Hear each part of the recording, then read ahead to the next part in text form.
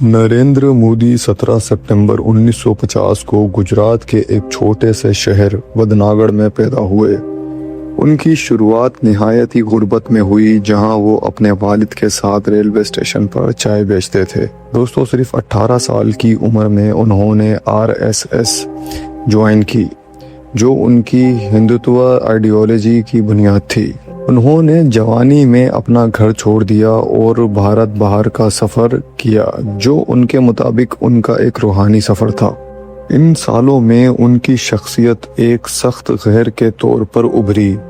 1970s में उन्होंने RSS के लिए फुल टाइम काम शुरू किया और जल्द ही बीजेपी की सियासत में दाखिल हो गए। दोस्तों, यहाँ पर आपको एक फैक्ट बताता हूँ। क्या आप जानते हैं कि इंडिया दुनिया का वो पहला मुल्क है जहाँ फ्लोटिंग पोस्ट ऑफिस मौजूद हैं। यह श्रीनगर की दाल लेक में एक कश्ती पर है, जो आज भी काम करता है। सन 2001 में जब गुजरात में ज़लज़ला आया तो बीजेपी ने मोदी को वहाँ का सीएम बनाया, लेकिन 2002 में होने वाले गुजरात के फसाद ने उनकी इमेज पर एक गहरा धब्बा लगा दिया। दोस्तों, इंटरनेशनल रिपोर्ट्स के मुताबिक इन दंगों में हज़ारों मुसलमानों की हलाकत आम हुई, जिसकी वजह से यूएस ने मोदी का वीज़ा तक बैन कर दिया था। इन तनकीद के बावजूद उन्होंने गुजरात मॉडल का नारा लगाया, जिसमें उन्होंने दिखाया कि वो तरक्की के लिए काम कर रहे हैं, मगर रियलिटी में उनकी आइडियोलॉजी वही पुरानी थी। इंडिया दुनिया का पहला मुल्क है जिसने पहली ही कोशिश में मार्स पर पहुंचकर रिकॉर्ड बनाया। मजे की बात यह है कि इस मिशन का बजट हॉलीवुड की मूवी ग्रेविटी से भी कम था। 2014 में हर पॉलिटिशियन की तरह मोदी ने भी अच्छे दिन दिखाने का वादा करके इलेक्शन जीता। उन्होंने खुद को दुनिया के सामने एक मॉडर्न लीडर के तौर पर पेश किया। मेक इन इंडिया और डिजिटल इंडिया जैसे बड़े प्रोजेक्ट शुरू किए, लेकिन पर्दा सरकने लगा जब गांव रक्षा के नाम पर मुस्लिम्स पर हमले शुरू हुए। लोगों ने महसूस किया कि ये सरकार सिर्फ तरक्की की बात करती है, मगर असल मकसद हिंदुत्व का निफाज है। शानी शिगनापुर इंडिया का एक ऐसा गांव है जहां किसी भी घर में दरवाजे या ताले नहीं होते। लोगों का मानना है कि उनकी हिफाजत खुदा करता है, और आज तक वहां चोरी का कोई बड़ा केस सामने नहीं आया। दोस्तों, 5 अगस्त 2019 को मोदी सरकार ने आर्टिकल 370 को ख़त्म करके कश्मीर की स्पेशल हैसियत को मिटा दिया। कश्मीर को महीनों तक दुनिया से काट दिया गया, इंटरनेट बंद कर दिया गया और हजारों लोगों को जेलों में डाल दिया गया। अगर हम मौजूदा हालात की बात करें तो करंट 2026 की पोजीशन ये है कि कश्मीर में हालात नॉर्मल होने के दावे किए जाते हैं, मगर वहाँ की आवाज़ को दबाया जा रहा है। इंटरनेशनल मीडिया आज भी इसे डेमोक्रेसी पर हमला कहता है। दोस्तों, इंडिया दुनिया में डायमंड्स का सबसे पहला सोर्स था। 18वीं सदी तक दुनिया के तमाम डायमंड सिर्फ इंडिया के कृष्णा रिवर डेल्टा से ही निकलते थे। मोदी सरकार ने CAA सिटीजनशिप अमेंडमेंट एक्ट लाया, जिसमें रिलीजन की बुनियाद पर सिटीजनशिप दी जाती है, लेकिन मुस्लिम्स को साफ तौर पर एक्सक्लूड किया गया। इसके साथ NRC का डर पैदा किया गया ताकि मिनॉरिटीज़ को बेगुलामी स्टेटलिस किया जा सके। इस कानून के खिलाफ होने वाले प्रोटेस्ट को निहायत ही सख्ती से दबाया गया। दिल्ली फसादात 2020 इसकी एक बड़ी मिसाल है, जहां पुलिस का बेस साफ नजर आया। दोस्तों, सांप और सीढ़ी का खेल असल में 13वीं सदी के इंडिया में इजाद हुआ था। मोक्षा पतम, जिसे बच्चों को कर्मा अच्छे और बुरे कामों का फल सिखाने के लिए बनाया गया था। मोदी दौर में बुलडोजर जस्टिस का नया ट्रेंड आया। किसी भी मुस्लिम एहतजाजकारी के घर को बिना किसी कोर्ट ऑर्डर के गिरा देना एक आम बात बन गई।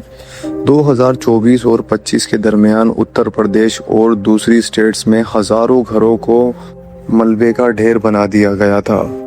एमनेस्टी इंटरनेशनल और यूएन ने इसे पुनिटाइव डिमोलिशन करार दिया है, जो सिर्फ एक मखसूस कम्युनिटी को निशाना बनाने के लिए किया जाता है।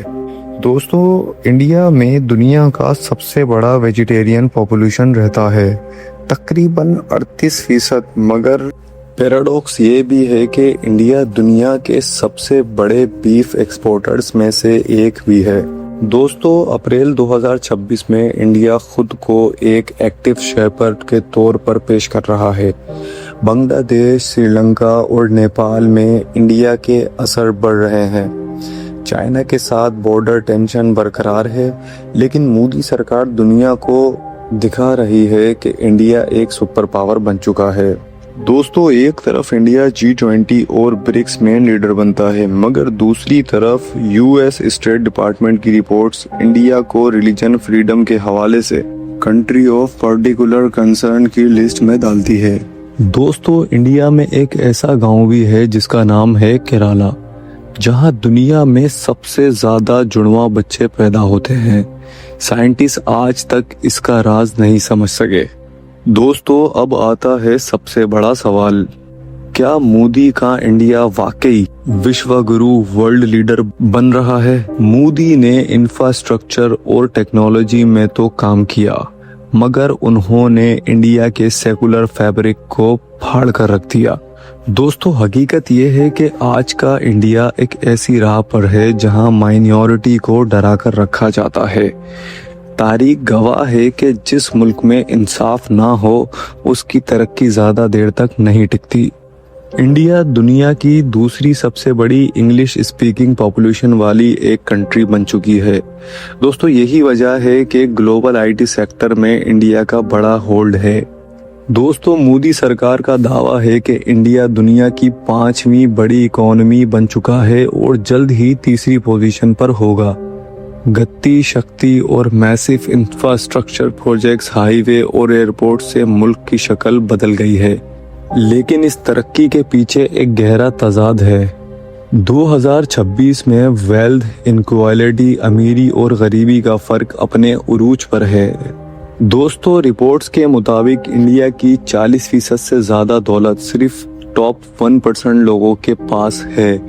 तनकीद निगार कहते हैं कि क्रोनी कैपिटलिज्म के जरिए चंद बड़े बिजनेसमैन ग्रुप्स, अडानी, अंबानी को फायदा पहुंचाया गया, जबकि आम आदमी महंगाई और बेरोजगारी से लड़ रहा है। मोदी सरकार ने डेवलप इंडिया के नैरेटिव को सेट करने के लिए मीडिया का भरपूर इस्तेमाल किया है। सोशल मीडिया इन्फ्लुएंसर और गोरी मीडिया के जरिए सरकार की हर पॉलिसी को मास्टर स्ट्रोक साबित किया है। 2026 तक इंडिया में प्रेस फ्रीडम मजीद गिरी है।